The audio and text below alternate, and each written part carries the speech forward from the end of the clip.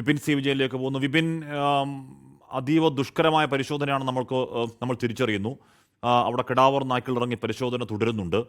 ഇന്നിപ്പോൾ എത്രത്തോളം ശരീരഭാഗങ്ങൾ കിട്ടുക എന്ന് പറയുന്നത് തന്നെ നമ്മുടെയൊക്കെ താങ്ങാനാവുന്നതിനപ്പുറമാണ്. ഈ പൂർണ്ണ ശരീരം എന്നൊക്കെ പറഞ്ഞ് കേൾക്കുന്നതിന് സങ്കടകരമാണ്. വിപിൻ, ഇന്നത്തെ പരിശോധന എങ്ങനെ നടക്കുന്നു അവിടെ?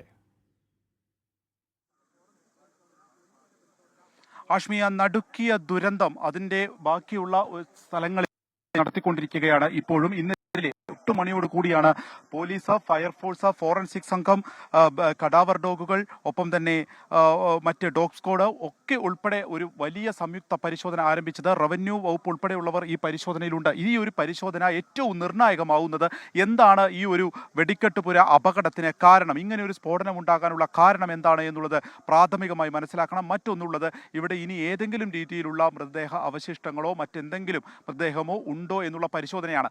ഏകദേശം 1.5 ഏക്കറോളം വരുന്ന ഒരു സ്ഥലത്താണ് ഈ മുണ്ടത്തിക്കോട് ഈ ഒരു അപകടമുണ്ടായിട്ടുള്ള തിരുവമ്പാടിയുടെ വെടിക്കെട്ടുപുര എന്ന് പറയുന്നത്. 5 താൽക്കാലിക ഷെഡുകൾ ഇവിടെ ഉണ്ടായിരുന്നു. അത് പൂർണ്ണമായും എല്ലാം നശിച്ചിട്ടുണ്ട്. അതെല്ലാം തന്നെ ഒരു ചാരമായി കിടക്കുകയാണ്. അപ്പോൾ ആ ചാരം ഒക്കെ തന്നെ മാറ്റിക്കൊണ്ടുള്ള ഒരു തിരച്ചിൽ നടത്തേണ്ടതുണ്ട്. അതിനു വേണ്ടിയിട്ടാണ് ഇത്ര വലിയ ഒരു സംയുക്ത പരിശോധന നടക്കുന്നത്.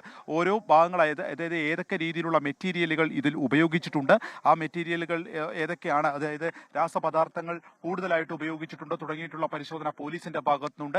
DNA പരിശോധനയ്ക്ക് വേണ്ടിയിട്ടുള്ള സാമ്പിളുകൾ ഏതെങ്കിലും എടുക്കേണ്ടതുണ്ടോ തുടങ്ങിയിട്ടുള്ള കാര്യങ്ങൾ ആ രീതിക്ക് നടക്കുന്നുണ്ട്. ഇങ്ങനെ ഓരോ വകുപ്പുകൾ ചേർന്ന് അവരുടേതായിട്ടുള്ള വിവരങ്ങൾ ശേഖരിക്കുന്നു, അത് സംയുക്തമായി ക്രോഡീകരിക്കുന്നു എന്നുള്ളതാണ് ഇന്നത്തെ ഈ പരിശോധനയിൽ നടക്കുന്നത്. ഇപ്പോൾ അത് 3 മണിക്കൂർ പിന്നിട്ടിരിക്കുന്നു. ഏറ്റവും പ്രധാനമായിട്ടുള്ള കാര്യം, ഈ പരിശോധനയിൽ മൃതദേഹ ശരീരത്തിന്റെ ഭാഗങ്ങൾ ലഭിച്ചിരിക്കുന്നു എന്നുള്ളതാണ്.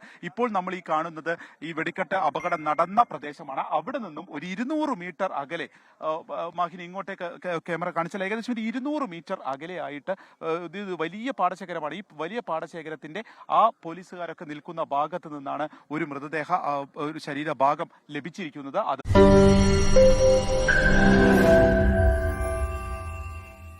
ലോകത്തെവിടെയായാലും ഏത് സമയത്തും 24 വാർത്തകളും ഓഗ്മെന്റഡ് റിയാലിറ്റി പാക്കേജുകളും എക്സ്പ്ലെയിനറുകളും വിശദമായി കാണാൻ ഞങ്ങളുടെ യൂട്യൂബ് ചാനൽ നിങ്ങൾക്ക് സബ്സ്ക്രൈബ് ചെയ്യാം.